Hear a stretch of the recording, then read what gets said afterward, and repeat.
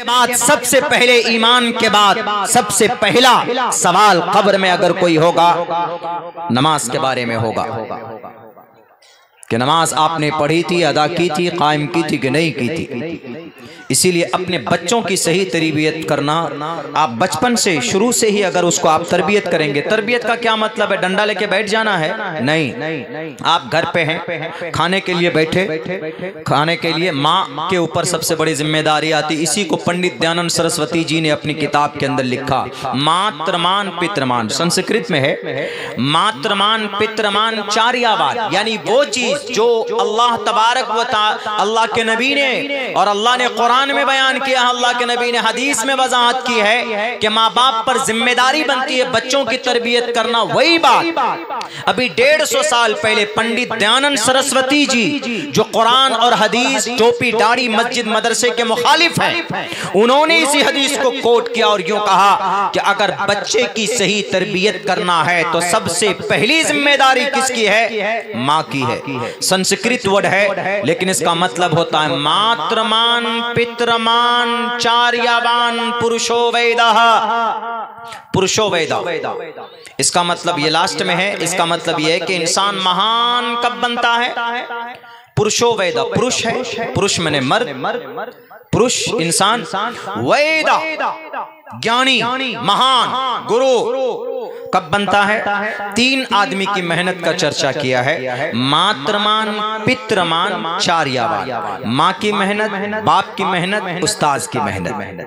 यानी सबसे पहले माँ की तरबियत जरूरी है। माँ कैसे तरबियत करेगी? माँ को एक अच्छा खासा मौका मिलता है बच्चे को तरबियत करने का, इसलिए कि सबसे पहले बच्चा पैदा होने के बाद माँ की गोद में पलता है। बच्ची है, पलती है, वो बच्चे माँ का गोद, माँ की गोद में। आप ये मत समझिए कि बच्चा 2 साल का होगा, वो बोलना, जब बोलेगा वो आवाज निकलेगी उसकी जुबान से, जब हम उसकी तरबियत करेंगे। नहीं, आप कुछ भी बोलिए, बच्चा कैच करता है, बच्चा सीखता है। छोटा बच्चा है, अगर वो बाएं हाथ से कोई सामान पकड़ता है, बाएं हाथ से खाना खाता है, तो कुछ नहीं करना है, सिर्फ 1 हफ्ता मुस्तकिल कहिए कि बेटे बाएं हाथ से मत खाओ, खाना दाएं हाथ से खाते हैं, दाएं हाथ से खाना सुन्नत है। पूरी जिंदगी के अंदर सब कुछ भूल सकता है लेकिन माँ की तरबियत की हुई चीजें वो कभी नहीं भूल सकता, कभी नहीं भूल सकता। हमें याद है, हमको कुरान पढ़ना किसने सिखाया? मेरे उस्ताद ने नहीं सिखाया। मुझे कुरान का नाजरा पढ़ना मेरी माँ ने सिखाया, मेरी अम्मी ने सिखाया। और हमें वो डेली की वो शाम हमें याद है, वो रात हमें याद है जो मगरिब से लेकर इशा तक सोने नहीं देती थी कि तुमको पढ़ना, ये सबक पढ़ोगे, सुनाओगे तभी खाना मिलेगा। इसीलिए कहा गया मातृमान, माँ की जिम्मेदारी पहली है। चूंकि मेरी माएँ बहनें भी यहाँ पर बैठी हुई हैं, तो ये इधर उधर ईरान तुरान की बात करने से बेहतर है कि आपको एक नुस्खा बता दिया जाए जो हम भूल चुके। और ये नस्ल जो है, ये छोटे बच्चे हैं, इनको छोटा बच्चा मत समझिए। आप चले जाएंगे, आपकी उम्र हो चुकी, लेकिन आने वाली नस्ल अगर शराबी हो, कबाबी हो, जुआरी हो, फसादी हो, लड़ाकू हो, बेतहजीब हो, बदतमीज हो, बदसलीका हो, तो फिर आपने कुछ नहीं किया, आपने इनके लिए कुछ नहीं किया। आपने जमीन खरीद ली इनके लिए, मकान आपने बनाया, लेकिन तहजीब आपने तरबियत नहीं दी अपने बच्चे को। आपका बच्चा इस्लाम के अकीदे से महफूज, वो बच्चा इस्लाम के अकीदे के बारे में कुछ नहीं जानता, नबी के बारे में कुछ नहीं जानता, नमाज के बारे में नहीं जानता, फरिश्तों के बारे में नहीं जानता, वजू के बारे में नहीं जानता, गुस्ल के बारे में नहीं जानता। ये बेसिक वो चीजें हैं कि जो माँ बड़ी आसानी के साथ अपने बच्चे को सिखा सकती है। बल्कि बाज माएँ तो ऐसी हैं कि जिन्होंने दूध पिलाते पिलाते उनके बच्चे गोद में 2 साल की मुद्दत में 15-15 बच्चे के हाफिज कुरान हो गए। ऐसे भी माएँ हैं दुनिया के अंदर। इसीलिए इसको कहा गया मातृमान, माँ की मेहनत। कोई भी काम करे घर के अंदर कि बेटा तुमको ऐसा नहीं करना है, तुमको ऐसा करना है। कोई अगर आप बाहर से आए तो बेटा तुमको क्या करना है, सलाम करना। देखेंगे आपके बहुत से बच्चे ऐसे होते हैं कि जब आप उनको सलाम का इशारा कीजिए, सलाम करने के लिए बोल तो सकते हैं लेकिन हाथ से ऐसे इशारा करते, ऐसे हाथ बढ़ाते। ये बेहतरीन तरबियत का नतीजा है। ये चीजें मुंतकिल हो गई यहूदियों में।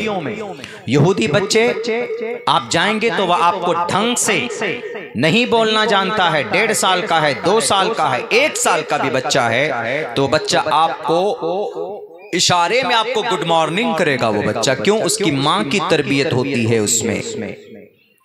माँ के बाद जब बच्चा थोड़ा बड़ा हो जाता है तो उसके बाद बाप की जिम्मेदारी आती है। बाप का काम सिर्फ पैसा कमा कर लाना, घर बनाना, जमीन इकट्ठा करना, बैंक बैलेंस बनाना नहीं है। माँ की जिम्मेदारी है 2 साल, 2.5 साल, 3 साल, 4 साल तक अपने पास रखे। 3-4 साल के बाद फिर अब बाप की जिम्मेदारी आती। आपके इलाके के अंदर में कोई मकतब नहीं है, कोई मदरसा नहीं है तो कम से कम अपने उस बेटे के लिए, उस बेटी के लिए 1 घंटे का वक्त निकाले और बैठे, उसको पढ़ाए।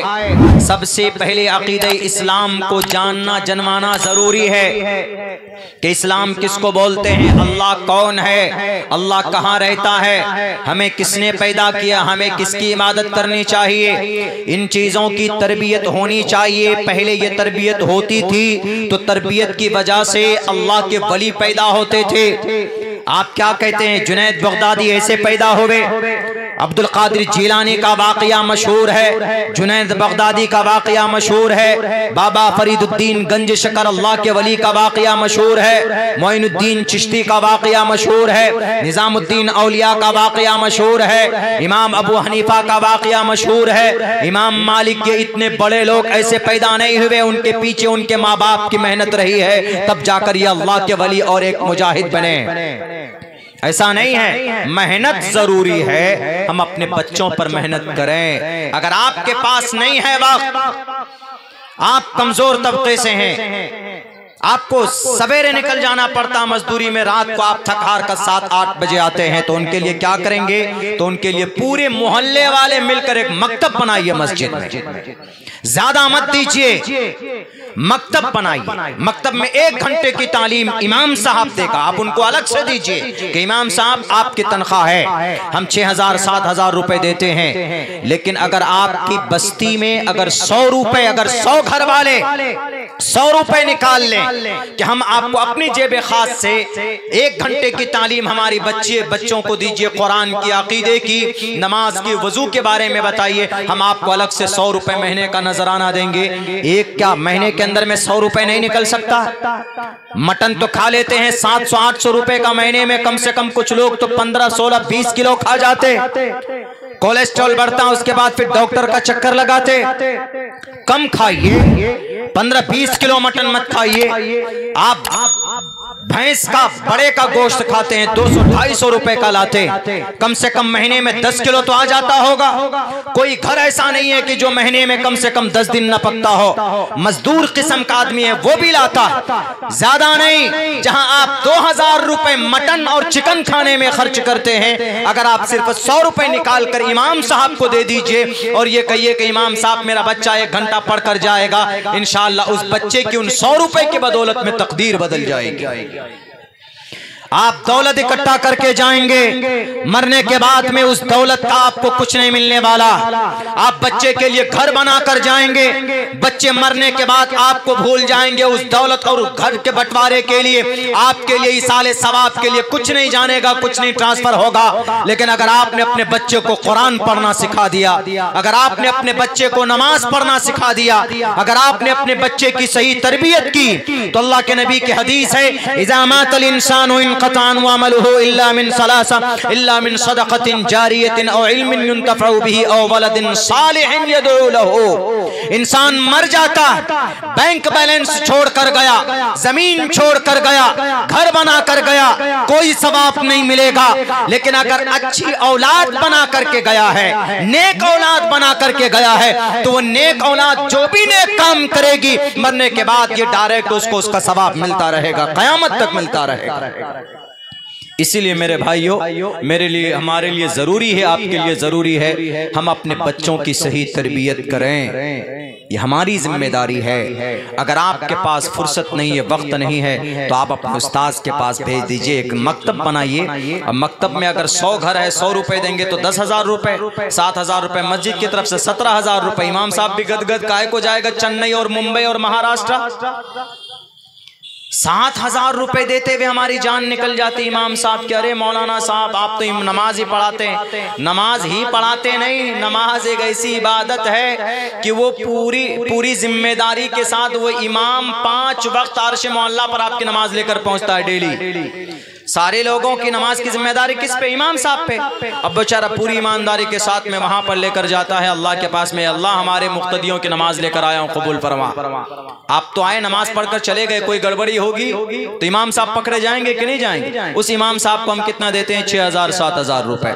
नहीं मेरे भाइयों, ये अन्याय है। अगर हम 200 रुपए भी निकालेंगे तो मस्जिद की अच्छी तामीरी काम के अंदर भी एक फंड जमा होगा, और फिर इमाम साहब वहाँ मकतब भी बना सकते हैं, और फिर अपने बच्चों के अकीदे भी ठीक कर सकते हैं। मातृमान पितृमान, माँ की जिम्मेदारी, फिर बाप की जिम्मेदारी। बाप